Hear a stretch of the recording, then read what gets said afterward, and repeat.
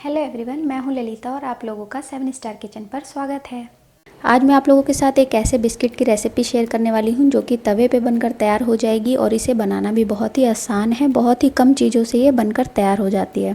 तो चलिए बनाना स्टार्ट करते हैं। सबसे पहले हमने एक बोल लिया है और इसमें हम डाल रहे हैं 100 ग्राम बटर। बटर हमें अनसॉल्टेड लेना है, यानी बिना नमक वाला बटर लेना है। आप चाहें तो बटर की जगह घी भी ले सकते हैं, लेकिन ये ध्यान रखना है कि जो घी है वो जमा हुआ होना चाहिए, यानी आप फ्रिज में रख कर ले लीजिए। अब इस बटर को हम एक चम्मच की हेल्प से पहले सॉफ्ट कर लेंगे और अब हम हैंड विस्कर की हेल्प से इसे फ्लफ़ी बनाएंगे। अब मैंने यहाँ पर आधा कप पिसी हुई चीनी ली है, ये हम इसमें डाल देंगे। इस चीनी को मैंने छान कर लिया है। चीनी को भी हम अच्छे से मिक्स कर लेंगे। इसे हम जब तक फेंटेंगे जब तक कि इसका जो कलर है थोड़ा सा चेंज ना हो जाए और हमारा जो मिक्सचर है काफ़ी क्रीमी ना दिखने लगे। ये देखिए, अब जो ये मिक्सचर है काफ़ी क्रीमी दिख रहा है और चीनी भी बटर में घुल चुकी है। तो अब हम इसमें डालेंगे मैदा। मैदा मैंने यहाँ पर लिया है 1 कप प्लस 1/4 कप।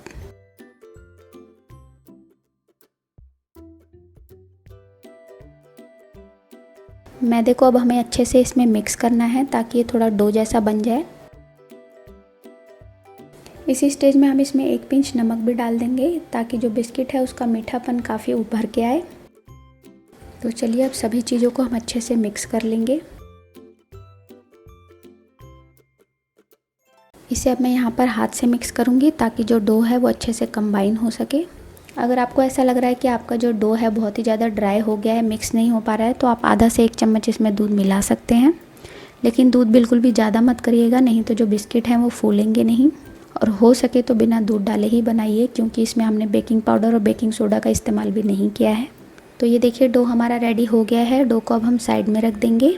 अब जिस भी बर्तन में हमें जो बिस्किट है उसे तैयार करना है उसको हम रेडी करेंगे। तो यहाँ पर ये बिस्किट मैं बनाने वाली हूँ पैन में।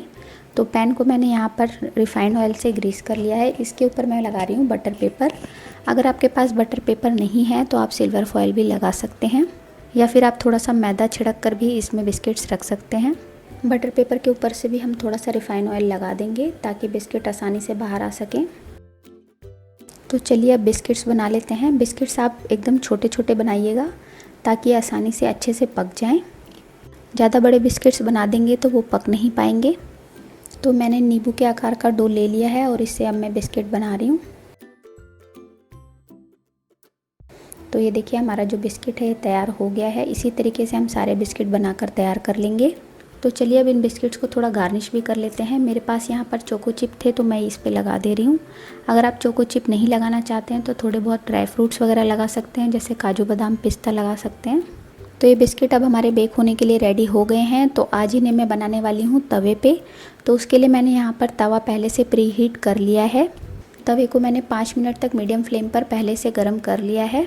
अब हमने जो बिस्किट का पैन रेडी किया है इसे हम इस तवे पे रख देंगे और इन बिस्किट्स को अब हम ढककर लगभग 20 मिनट के लिए बेक करेंगे। फ्लेम को हमें एकदम लो रखना है। 15 मिनट से पहले आप इसके ढक्कन को मत हटाइएगा। 15 मिनट के बाद आप बिस्किट को एक बार बीच में चेक कर सकते हैं। तो अब मैं आपको इन बिस्किट्स को लगभग 15-20 मिनट बाद दिखाती हूँ कि ये कैसे बने।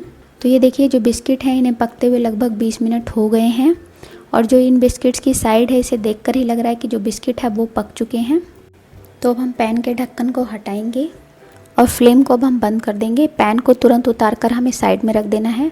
अगर आप पैन को तवे पर ही रखेंगे तो जो ये बिस्किट हैं ये ज़्यादा पक जाएंगे और नीचे से जल जाएंगे। और इन बिस्किट्स को हम इस पैन में ही ठंडा होने देंगे। जब ये थोड़े से ठंडे हो जाएं उसके बाद इसे हमें निकालना है। अगर आप तुरंत ही निकालने लगेंगे तो ये काफ़ी सॉफ्ट रहेंगे, तो ये टूट भी सकते हैं। ये देखिए, जो बिस्किट है एक मैं आपको पास से दिखाती हूँ। बहुत ही खस्ता बनते हैं, बहुत ही ज़्यादा यम्मी लगते हैं और जो इसकी बैक साइड है वो थोड़ी ब्राउन हो जाती है। तो चलिए अब एक बिस्किट मैं आपको तोड़कर भी दिखा देती हूँ। ये अंदर तक बहुत ही अच्छे से पक गए हैं और बहुत ही ज़्यादा यम्मी बने हैं।